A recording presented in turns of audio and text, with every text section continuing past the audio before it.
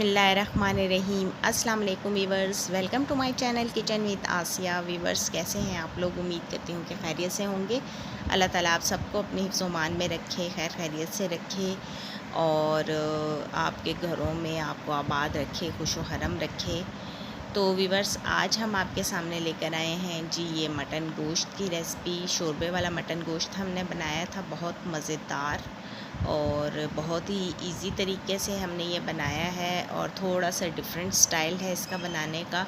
तो मैंने सोचा कि चलें हम आपके साथ ये रेसिपी शेयर करते हैं। आजकल ईद उल अज़हा के बाद सबके घरों पर गोश्त होगा और सब लोग डिफरेंट सी मुख्तलिफ़ रेसिपीज़ बना रहे हैं। तो हमने कहा कि हम भी आपके साथ रेसिपी शेयर करें, हो सकता है आपको पसंद आए तो आप भी इस रेसिपी को बनाइएगा।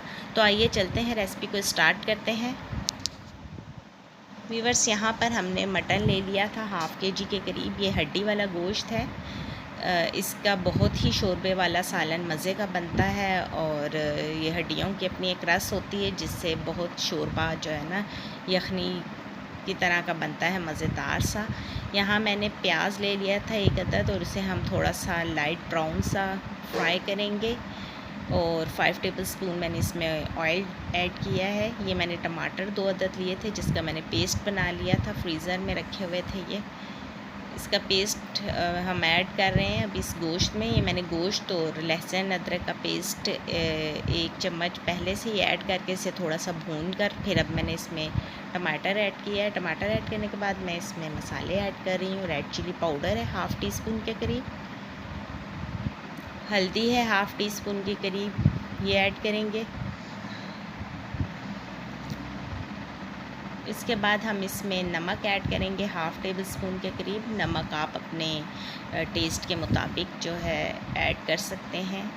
यहाँ पर हमने देखिए कि गोश्त ने पानी बिल्कुल छोड़ दिया, ऑयल छोड़ दिया है। यहाँ पर इसमें मसाले बिल्कुल मिक्स हो चुके हैं अच्छे से, गोश्त भून चुका है। अब मैं इसमें थोड़ा थोड़ा पानी ऐड करूँगी। जी हाँ, यहाँ पर हमने पानी थोड़ा सा ऐड किया, थोड़ा सा इसे हम और इसमें स्पून चलाएंगे, चमचा। आपने इस चीज़ का ध्यान रखना है कि हमने गोश्त जो है पहले भुना है, इसके बाद हम इसे गलाएंगे, ठीक है, पकने के लिए रख देंगे।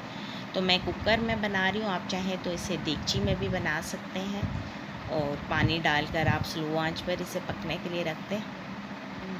तो यहाँ पर देखिए गोश्त बिल्कुल भून चुका है, ऑयल इसने छोड़ दिया है, अच्छे से आपने भूनना है। अब इसमें हम पानी ऐड करेंगे, तकरीबन 2 गिलास के करीब मैं इसमें पानी ऐड करूँगी क्योंकि हमने थोड़ा सा शोरबा सा भी रखना है इसमें, इसलिए मैं पानी थोड़ा सा ज़्यादा ऐड करूँगी ताकि गोश्त भी गल जाए और इसमें शोरबा भी रह जाए। इस तरह से गोश्त पकाने से वीवर्स बहुत इसके विटामिन्स भी गोश्त के जो है इसी में रहते हैं और ग़िज़ाइयत भी रहती है, बहुत मज़े का बनता है। यहाँ पर मैंने वेट्स रख दी हैं कुकर के ऊपर और मैं जब ये वेट हिलना शुरू होगी तो मैंने तकरीबन आधा घंटा इसे चलाना है ताकि जो है गोश्त अच्छे से गल जाए, ठीक है।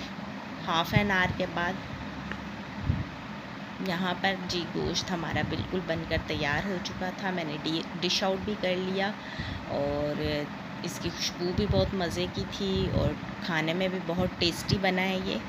तो व्यूअर्स, आपको मेरी ये सिंपल सी सादा सी रेसिपी अगर पसंद आई हो तो प्लीज़ मेरे चैनल को ज़रूर सब्सक्राइब कीजिएगा, वीडियो को लाइक कीजिएगा और साथ में लगे बेल के आइकन को ज़रूर प्रेस कीजिएगा ताकि नई आने वाली वीडियोस के नोटिफिकेशंस भी आपको मिलते रहें।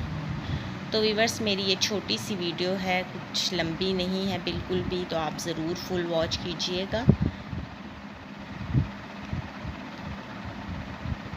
तो इसी के साथ व्यूअर्स हम आपसे इजाज़त चाहते हैं।